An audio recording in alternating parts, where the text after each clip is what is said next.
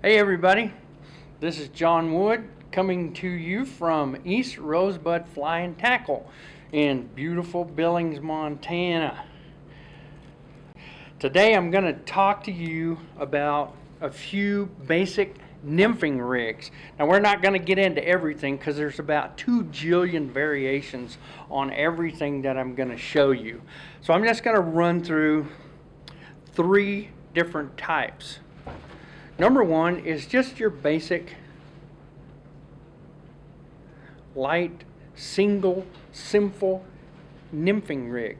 And you're going to use this just the same as you would dry fly fishing as far as the rig.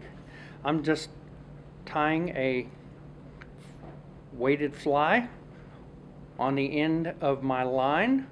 This is just a little weighted nymph, and I'm going to use this for fishing very shallow water. I'm talking riffles, or if the fish are right up near the top. I'm not adding any extra weight. That's not a big heavy tungsten bead on there. It's just a brass bead. It's going to get that down maybe a foot under the surface of the water. So I'm, like I said, very shallow water nymph. Next one is the dry dropper. Now everybody pretty much knows about a dry dropper rig. You tie your fly to the end of your leader, and I've got a 9-foot leader here. You want to have a good length leader to keep that fly line away from the fish you're after. Now the great thing about the dry dropper is your indicator is also a fly that you can catch a fish on. So all I'm going to do is, you want to use a barbed hook for this style of rig. If you've got a barbless hopper, you can't do what I'm doing here, which is tying this fly right off the end, right off the hook of that hopper with another tippet. And I just did a simple clinch knot right there off of that hook, and I'm going to drop it down. Now when you're nymphing, just simple nymphing like this with a just a weighted nymph off the back of your hopper, say you want to get to 2 feet of depth, what you need to do is double the length of your tippet for the depth that you want to reach. So you're going to need to go 2 feet deep. You're going to need 4 feet of tippet off the back of your hopper.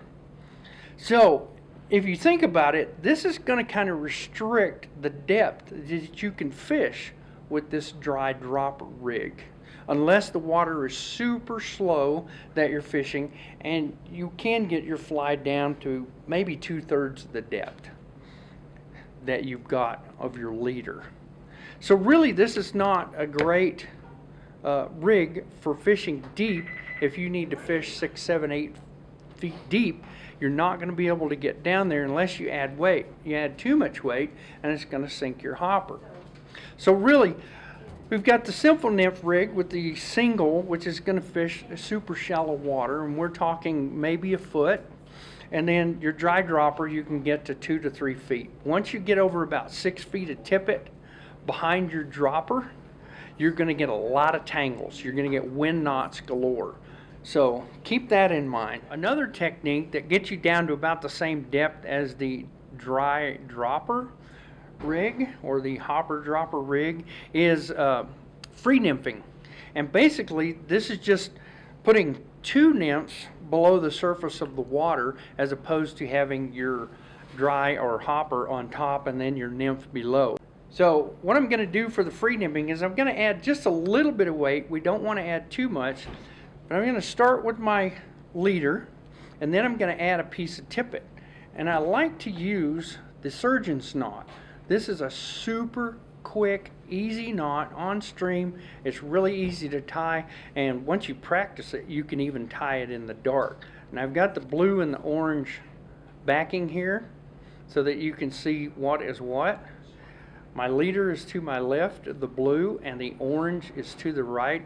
That's my tippet, and I've cut off about a 2-foot piece of tippet, and I'm going to use this surgeon's knot. And all this is a loop in the line, and it's crossed right where my fingers meet, and I'm going to push the tip of the leader and the tippet through that loop twice. Now obviously with your leader you want to wet it before you cinch it down, but all you do is pull that tight and you've got a nice tight clean knot, and just clip it. There's a reason I tied it in there rather than just putting a piece of a split shot on my leader. I don't like to take split shot and pinch it on there super tight on the leader because it can weaken that leader. So I'm just going to squeeze that down to where I know it's not going to come off, but it's not changing the shape of the tippet or the leader itself. And then it will slide up against that knot and stop, and it keeps it from sliding all the way down to my flies. And basically I'll come out here 18 to 24 inches, tie one fly, and then I can also, off the bend of the hook like we did with the hopper, I can tie another piece of tippet, again 18 to 24 inches. I like right at 20 is my optimum, and then I can put my second fly on there. And then this single split shot will keep your flies in an average current 1 to 3 inches below the surface. And this is a perfect rig when fish are feeding near the surface, like with emergers.